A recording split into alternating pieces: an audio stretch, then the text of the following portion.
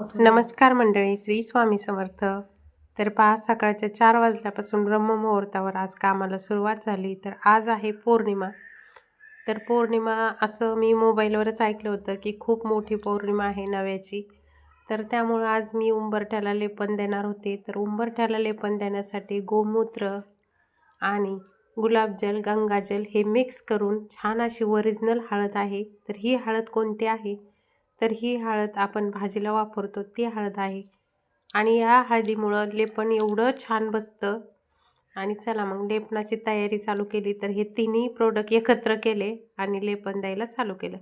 सुंदर असं लेपन देऊन घेतलं. खूप मोठा व्हिडिओ होतो लेपन देताना जर शूट घेतला असतं तर. तर इथं मी उंबरठ्याची 5 वेळा हळदी कुंकू 5 वेळा लावून पूजा करत असते.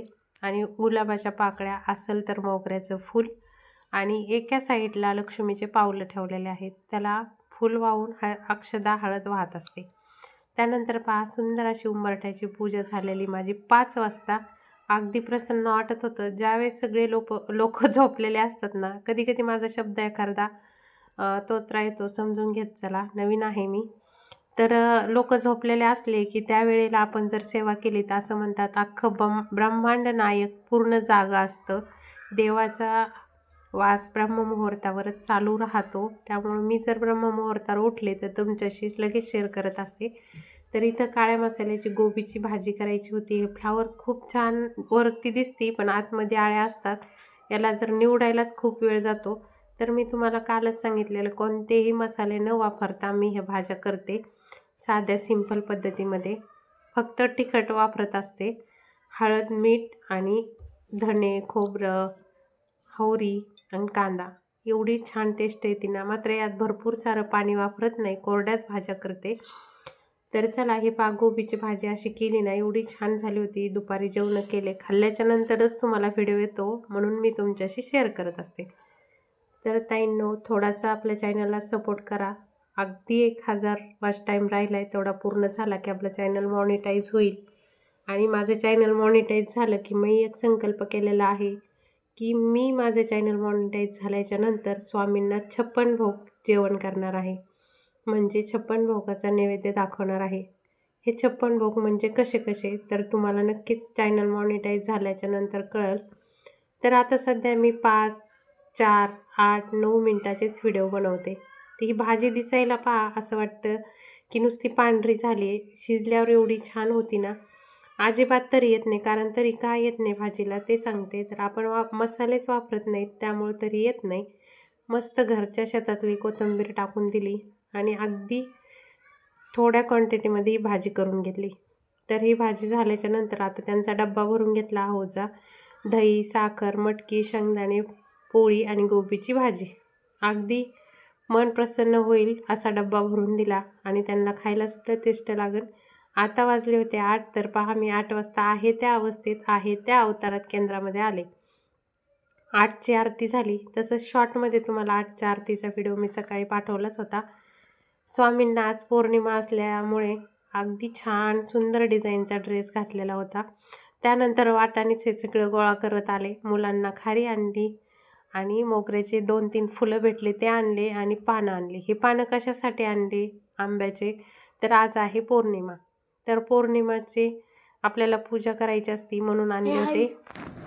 तर पहा, सकाळी उठल्या उठल्या आज रविवारची सुट्टी असल्यामुळं लाड आला होता आम्हाला थोडा. त्यानंतर इथं पहा, एक मशीन लावते, एक फरशी पुसून घेते. यांनी दोघांनी हॉलमध्ये राहिलेली कामं आवरू लागले. कारण हे रविवार असल्यामुळं थोडं उशिरा उठले. तर तुम्ही जो कळस ठेवता देवघरामध्ये, त्या कळसातलं पाणी ज्यावेळेस आपल्याला म्हणजे तो पाणी कळस रिकामा करायचा असतो किंवा परत भरायचा असतो, त्यावेळेस ते पाणी कुठं टाकायचं?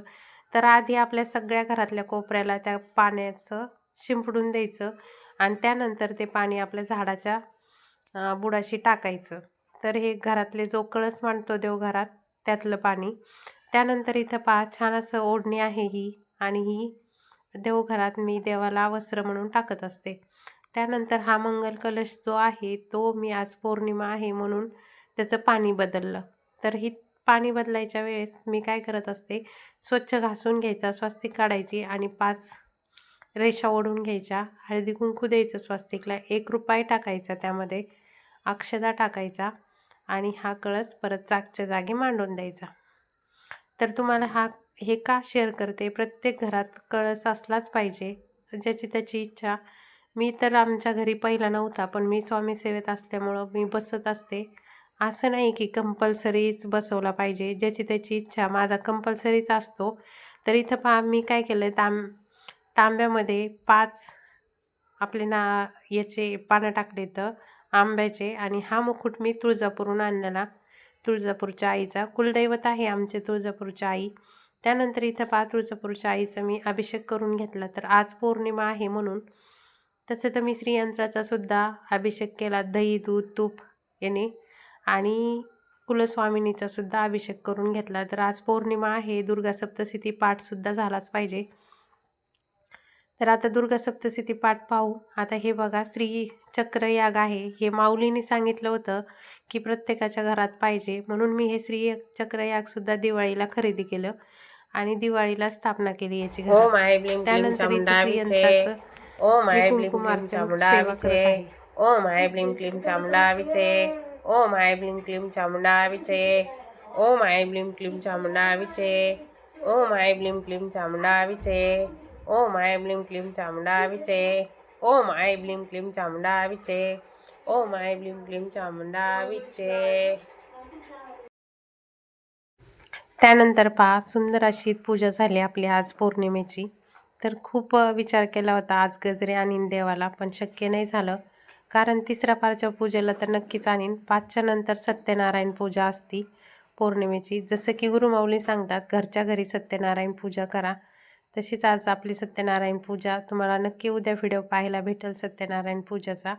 तरी तर अगदी मन प्रसन्न वाटेल असं छान अशी पूजा झाली होती. आणि घरामध्ये पूजा व साफसुथरं घर केलं तर अगदी घराला प्रसन्न वाटतं.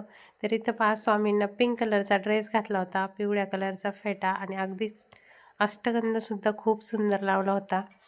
स्वामींचं रूपसुद्धा खूप खुलून आलं होतं. आता जेवणाची वेळ झालीच होती. त्यानंतर हे दही लावलेलं म्हणजे साय थोडी थोडी टाकत असते.